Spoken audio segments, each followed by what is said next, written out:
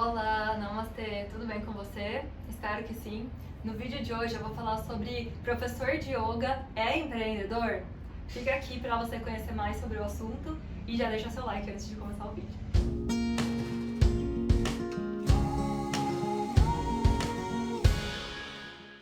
Professor de yoga é empreendedor?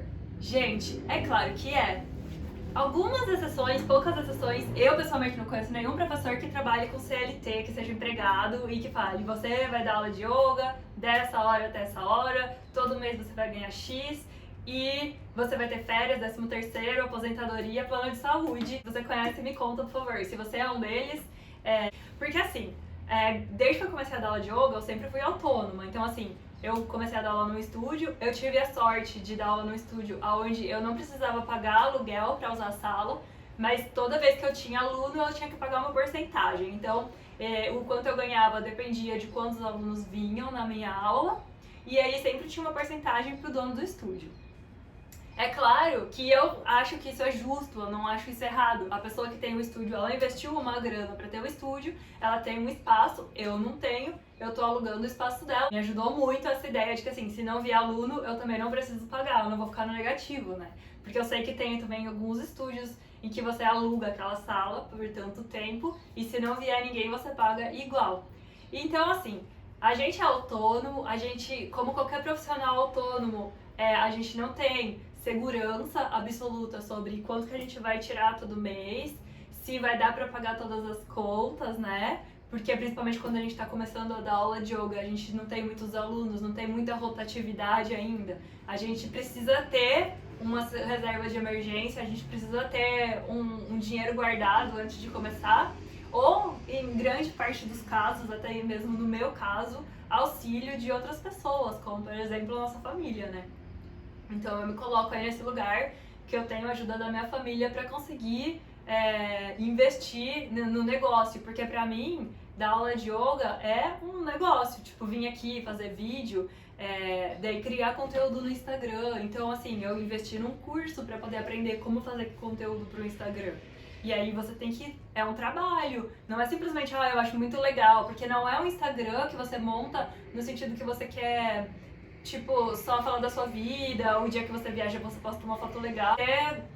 Postagens, tipo, pelo menos uma vez por dia, tem que ter um fluxo, você tem que pesquisar, você tem que buscar conteúdo. A mesma coisa pra vir fazer vídeo aqui, eu não posso tirar da minha cabeça o que eu quero falar. Eu vou pesquisar, eu vou ler, eu vou interagir com as pessoas e depois eu venho aqui pra falar. Então é um tempo, isso é tempo de pesquisa, tempo de produção, tempo de edição e pra quê? Justamente, o principal objetivo nosso com essa ideia das mídias sociais é claro que é divulgar o nosso trabalho e conseguir mais aluno, porque a gente precisa pagar as nossas contas.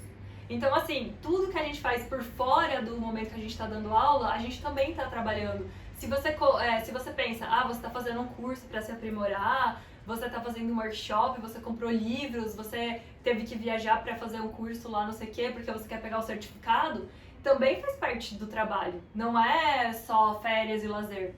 E tem outras coisas, a gente compra curso de professor de yoga com uma promessa de que você tem esse curso, ele é muito bom, você já vai sair dando aula, tipo, tem essa ideia. Que sim, é só você avisar todo mundo que você dá aula de yoga e beleza, vai ter um monte de gente e você vai começar a pagar suas contas. Mas a real é que não é bem assim, não. Várias pessoas que eu conheço precisavam de ajuda financeira, ou pediram empréstimo no banco, ou tinham 2 trabalhos, então tinha o seu trabalho lá, que ganhava o seu salário fixo todo mês, e também dava aula de yoga, ou para tirar um dinheiro a mais, ou realmente para ir praticando na intenção de futuramente viver só de dar aula de yoga. Então você vai misturando as coisas, né? Porque demora para você ter um fluxo de caixa.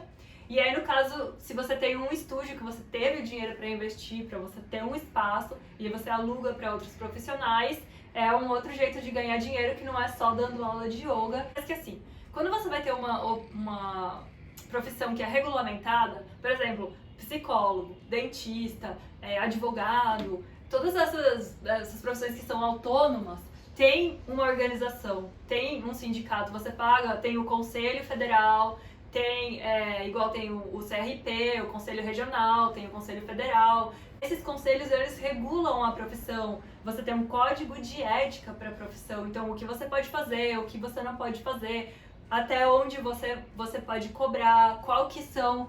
se, por exemplo, se o seu aluno não te pagar, te der, boicotar, não sei o quê. Se você tem uma organização por trás para te sustentar e tem ali um contrato estabelecido, você tem aonde recorrer. Mas assim, o professor de yoga tem o que, aonde recorrer?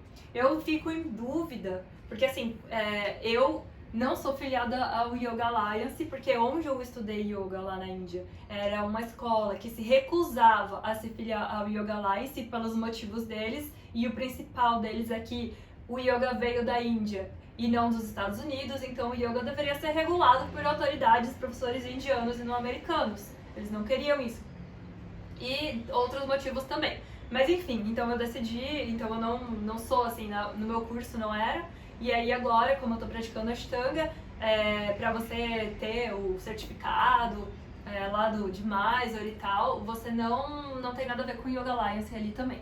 Então, assim, eu realmente não sei se o Yoga Alliance cumpre de alguma forma esse papel, ou se o papel do Yoga Alliance é te ajudar a promover cursos, te ajudar a, tipo, como você tem o Yoga Alliance, você fica sendo um profissional talvez mais reconhecido, porque você tá lá nessa organização, mas qual que é o aparato de legalidade, vamos dizer, que o Yoga Alliance te dá. Então, assim, eu realmente não conheço. Se você conhece, me conta aqui nos comentários, que eu acho muito interessante. Porque até onde eu pesquisei e perguntei para professoras que têm Yoga Alliance, elas me falaram assim, na verdade não faz nenhuma diferença para mim ser ou não ser. Mas se o Yoga Alliance dá alguma sustentação, né, vamos dizer nesse sentido, por exemplo, se você se machucar, você dá aula de yoga, só dá aula de yoga, e aí se você se machucar e precisar ficar, tipo, 2 semanas sem poder dar aula, como é que você vai fazer? Eu tenho uma amiga que ela quebrou o pé. Ela ficou tipo 1 mês de gesso. Ela dava aula com o pé quebrado. Algumas vezes já travei as minhas costas dando aula ou fazendo muita prática porque tinha que demonstrar. E aí eu continuei dando aula, não parei de dar aula, né? Então assim, quantas pessoas podem se dizer, não, tudo bem, se eu me machucar, se eu ficar doente, eu precisar parar completamente de dar aula, eu fico tranquilo, eu tô de boa. Porque, não sei, você paga um seguro de vida, ou algum tipo de seguro, ou você tem uma reserva de emergência, mas aí tem uma coisa, você pensa, nossa, se eu ficar tipo 2 semanas, 1 mês sem trabalhar, eu vou perder aluno, provavelmente eu vou perder aluno. Se você não é um professor conhecido e antigo, provavelmente você vai perder aluno. Aí você pensa, nossa, mas eu não posso perder aluno, eu preciso mostrar a minha cara, eu preciso continuar mantendo a aula, eu não posso simplesmente fechar a turma. Eu precisava viajar pra estudar, pra fazer workshop, pra continuar me aprimorando. Eu voltava, e aí eu sempre voltava com menos aluno. E isso é a coisa do empreendedorismo que também ninguém conta, porque existe um mundo mágico do yoga, como que você fez o seu curso, você já sai dando aula e vai bombar, e você, beleza, vai conseguir pagar a sua calça legging massa de R$300, comprar sua comida orgânica, virar vegano e comprar um carro elétrico, né, pra colaborar com o meio ambiente. E ter o seu, sei lá, ter o seu estúdio ou não, mas assim, ter o seu lugar pra trabalhar. E isso, não, a gente já sabe que não é verdade, porque não é o que acontece comigo e também não é o que eu vejo com muitas pessoas que começaram a me escrever mesmo, contando sobre a vida dela, sobre como é difícil também. Eu acho que como trabalha com essa área de humanas, a gente não sabe cobrar, a gente não tem uma regulamentação de tipo assim, o mínimo por aula é isso, o máximo é isso. Tipo, não existe, cada um que tira da sua cabeça, então é muito louco, porque tem professor dando aula por R$40, por R$80, por R$150, por R$300, e aí você fica tipo, mas às vezes é só o fato da pessoa saber cobrar que vai fazer a diferença, não necessariamente que ela é o melhor professor que existe, entendeu? E é onde ela quer se posicionar no mercado, então assim, a gente não aprende sobre isso. Onde que a gente quer se posicionar no mercado, a gente quer dar aula pra todo mundo, a gente sabe que o yoga é massa, a gente quer compartilhar, e aí muitas vezes a gente acaba dando aula de graça, dando aula por valores bem baixos. Além disso, a gente precisa investir na nossa formação constantemente e pensar na nossa saúde, cuidar da nossa saúde, cuidar da nossa casa, cuidar da nossa família. E como qualquer empreendedor, então claro, sim, óbvio, professor de yoga é empreendedor. E a gente não aprende nada sobre empreendedorismo, a gente precisa correr atrás. eu não acredito, assim, a gente não tem essa segurança, a gente não tem uma organização por trás, sabe? Que é isso que eu quero dizer pra vocês. Então, existe até dentro os empreendedores, aí existe essa venda dessa cultura que você vai empreender, vai ser livre, você que vai cuidar do seu tempo e fazer o que você quer, sabe? Você pode trabalhar de qualquer lugar do mundo, não sei o quê. Mas será que é bem assim?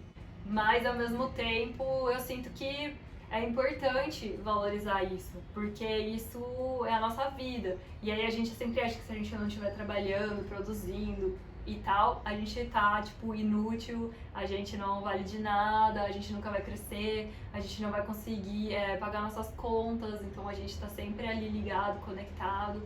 E então eu sinto que é importante conversar sobre a necessidade da gente como professor de yoga, que uma profissão que tem as suas especificidades, a gente engloba essa coisa do empreendedorismo, a gente compra essa cultura do empreendedorismo que é vendida como se fosse maravilhoso, como se fosse um mar de rosas, e na verdade a gente vê que isso até acaba precarizando as relações de trabalho, porque assim, já que todo professor de yoga é autônomo, empreendedor, tem o seu MEI, paga seu imposto e se vira como der, se vira nos 30, então por que uma empresa vai querer te contratar como professor de yoga se ela pode só assinar um contrato com você e te pagar umas horas ali? Não vamos mais romantizar o empreendedorismo, porque também existe grande parte, a maioria das empresas que abrem no Brasil fecham em pouco tempo depois, porque não se sustenta. E a gente é tipo empreendedor mesmo, sozinho, difícil a gente falar, eu tenho um sócio. É tipo, eu dependo de mim, se eu não der aula eu não ganho, ponto final, acabou. Então é isso, quero saber o que você acha, a gente tá montando um grupo pra gente conversar sobre isso mais abertamente, colocar as nossas dores, falar sobre o que a gente sente que pode ser importante colocar nas nossas pautas e começar a se organizar aí em relação a isso, certo? Espero que você tenha gostado do vídeo, deixa aí o seu comentário, deixa o seu like e compartilha se você acha importante falar sobre isso. A gente se vê na próxima.